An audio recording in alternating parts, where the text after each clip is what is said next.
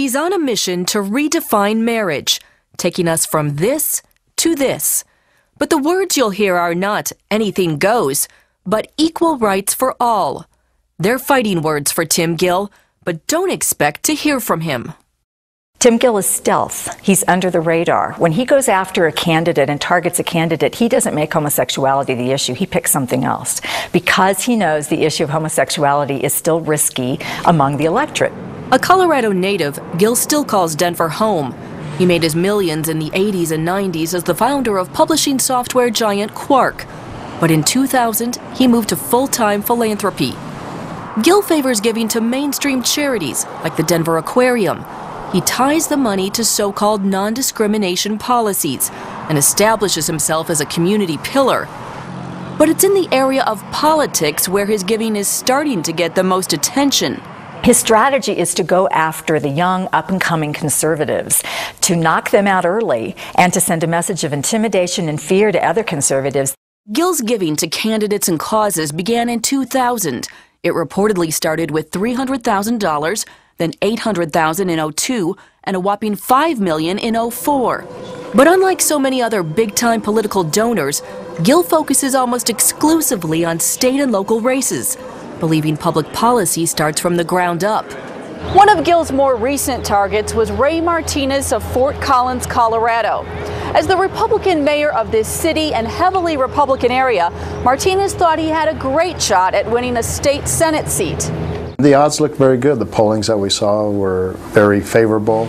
But in the last few weeks of the campaign, Martinez got hit with an avalanche of media attacking his personal character and pro-life stance. We didn't know who was funding that. We heard rumors of it, but we could never find their names, and we couldn't expose those because it was buried in the, barrage of paperwork. Martinez had raised over $300,000, more than enough, he thought, to win Fort Collins.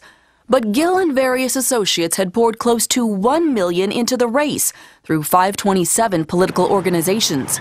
By taking out Martinez and other Republicans, Gill helped Democrats seize control of Colorado's State House for the first time in 30 years. The payoff? A slew of gay-friendly laws that redefine the family in Colorado.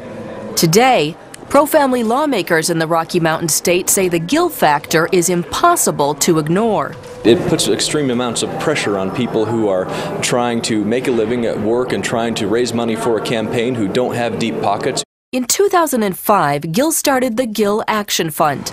Located in this nondescript D.C. office building, the fund's mission is securing equal opportunity for all people, regardless of sexual orientation or gender expression. The next year, the fund's success rocked the political world. According to several published reports, it orchestrated donations worth $15 million to Gill's favored candidates and causes.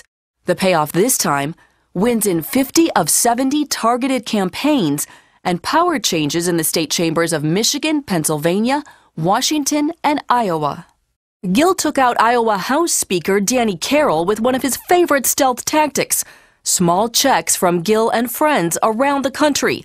Carroll never knew what hit him. Today, Gill's no secret in the gay world. Out magazine just named him the 5th most influential gay in the country. But Gill, his spokesperson, and big-time gay rights organizations all refused requests from CBN News to talk about Gill.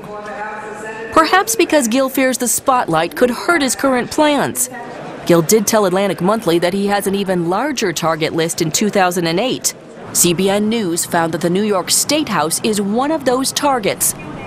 Last fall, according to the New York Attorney General's office, Gill gave $50,000 to the New York State Senate Democratic Campaign Committee. It doesn't take much, and a few $1,000s in a state race can make a huge difference. Why did Gill pick New York? For starters, the Empire State teeters on the brink of legalizing same-sex marriage. The House has already passed a bill, and lawmakers agree if Democrats can pick up just one more Senate seat and take control of that chamber, same-sex marriage will pass. As far as the strategy, I think it's brilliant, for him to be able to take and to move away from what is so costly at the federal level. He rightly recognizes that many of the battles are being fought at the state level. And so by trying to tip just a few races at the state level, he can make a huge impact. Perhaps one of Gill's smartest strategies is staying behind the scenes. Here in Albany, we've had a hard time finding a lawmaker who knows his name, let alone anything about his influence. Have you heard of a gay rights activist from Colorado named Tim Gill? No, I have not. Are you aware of his influence at all in New York? I haven't seen it in New York. Even the hard-charging Senate Majority Leader Joseph Bruno, who stands to lose the most, knew little, at least before CBN News alerted him. CBN News doing a story on gay rights activist Tim Gill of Colorado. Can you tell me, are you aware of his influence in the state Senate? I am not intimately aware, no. But Bruno is promising a fight. We're not going to be influenced by pressure from people from out of state, especially just trying to jam and ram legislation through the legislature with dollars. Across the country in Colorado, State Republican Chair Dick Wadhams insists that pro-family issues can and should win the day. There is a myth in politics that the person who spends the most money always wins. But for many pro-family advocates, Gill's multi-millions make it a David and Goliath fight. We don't have an evangelical, a Christian conservative, Tim Gill, that has stepped forward. It's ironic that Gill himself uses spiritual language to define his detractors. In Atlantic Monthly, he called his opponents the forces of darkness. It's a warning, say his observers. They are not shy about saying that every dollar they spend is with the goal of what they call punishing the wicked. And the wicked are anyone who has a moral or biblical opposition or concern about homosexuality. From their Denver office to Washington, D.C., Gill and Associates are mapping the country, looking for the key 08 races that could flip statehouse chambers and ultimately the way the country views sexuality and the family. Heather Sells, CBN News.